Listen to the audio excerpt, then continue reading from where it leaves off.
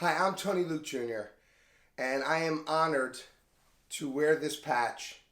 I am honored to show you how to make the perfect cheesesteak right inside your own home. The authentic South Philadelphia cheesesteak right there in your own kitchen. I'm going to show the ingredients we need, and I'm going to show you the small, simple, yet absolutely must-do techniques to make the perfect cheesesteak every single time. So enough talk, let's get to it. Let's do this. Okay, so these are the ingredients we're going to need. We're going to need an Italian bread. We have a whole loaf that I like to cut in half. We have sliced or shaved 100% ribeye steak. Notice how incredibly thin this steak is. And that's what you want. You want it nice and thin, not thick pieces. Right here, I fried up some onions. I will explain to you how I did that. It's super simple.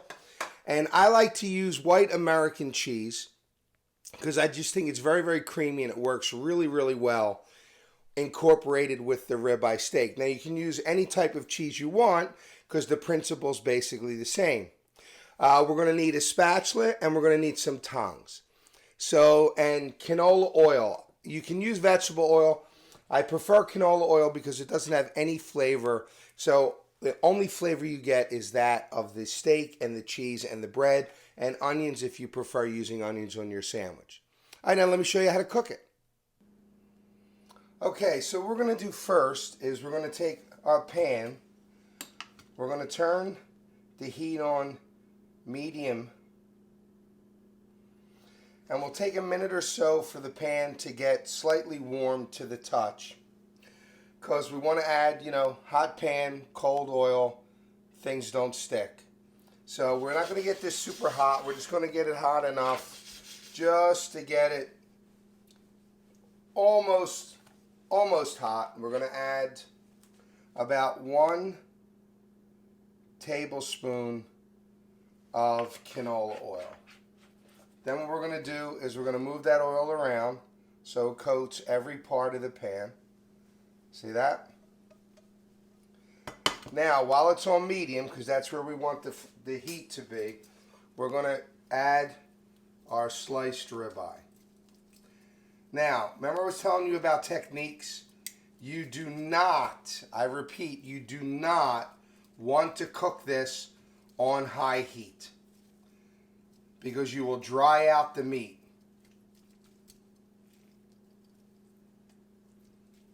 So right here we have enough for either 1 sandwich for me or two to 3 sandwiches for someone else. Now the thing with this is to be very patient. Now if you notice, the one thing I did not do right now is I did not salt that meat. Now on a thick piece of ribeye, you want to salt it and then kind of crust it on each side, but not with thin sliced ribeye. You want to cook it at a very low to medium to low heat so that you saute it nice and slow, which retains all the juices from that ribeye. That's one of the biggest mistakes people make. They put it on a high heat and they burn the steak, they char it, and you don't get the juice out of it that you should be getting out of it. Now, if you can see, it's starting to bubble a little bit, and you'll hear it shortly. I'm using a tong because it's sitting there. See how you notice the steak is starting to brown now.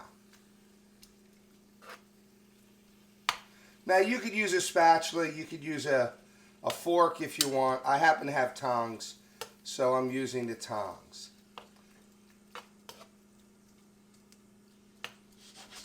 See now what you're getting, and the reason I only tell you to put 1 tablespoon of oil in with all this meat is because you don't want it oily. It's going to be juicy. It's going to be juicy from the meat, not from the oil. So now you can hear it sizzling a little bit. And notice how it's starting. And notice I never leave it alone. As you can tell, I'm always moving the steak. because we don't want one side or the other to burn. It shouldn't be that charred brown color. That's not what you want on a thin steak for a Philadelphia authentic cheesesteak. See, now, do you see all that juice? There's a lot of juice coming out of that steak right now.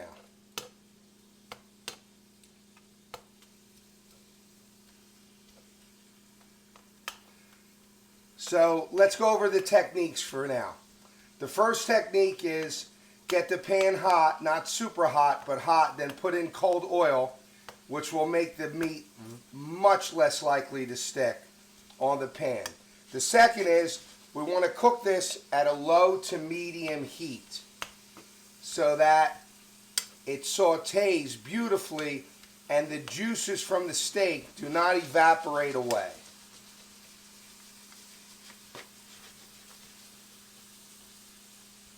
Okay, now, when the steak doesn't show any more red, when it's just kind of pink, which means it's almost done.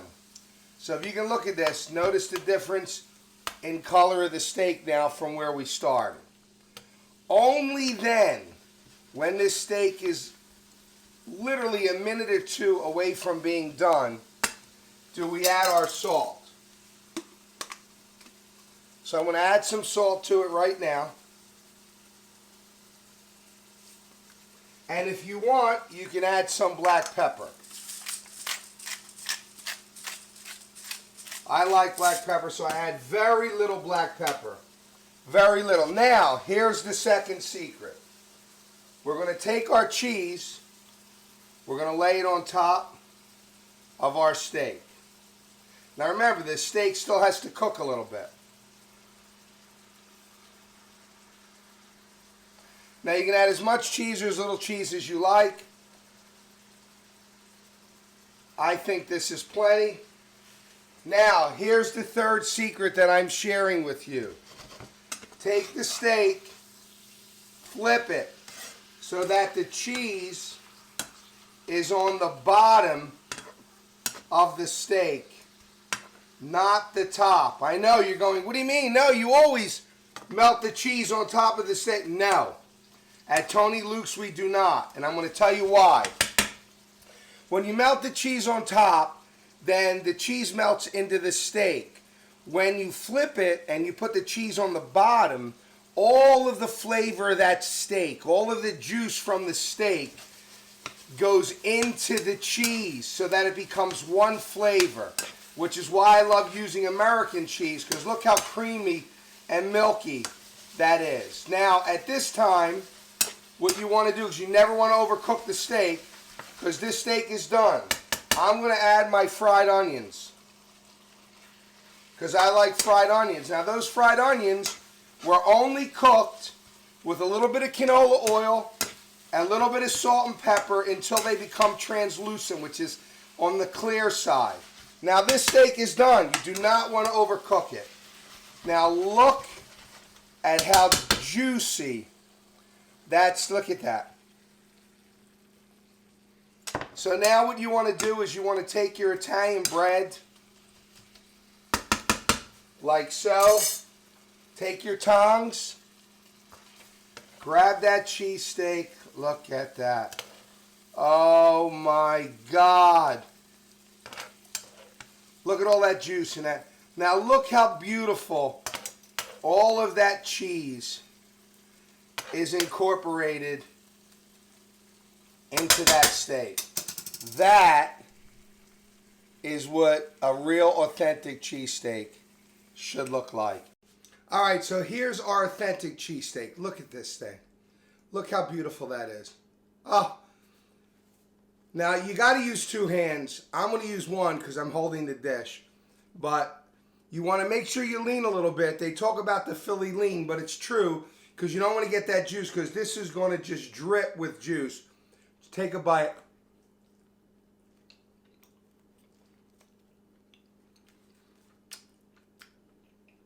Oh my God. You will be, and as happy as I am. Just follow those techniques. Remember, low heat, take your time, not too much oil, and you will get an authentic Philadelphia cheesesteak, and you will completely lose your mind. Oh, I promise you, you will be happy. Until then, I'm Tony Luke Jr. Love from the Messlords. God bless you all, and enjoy your Philadelphia cheesesteak right at home.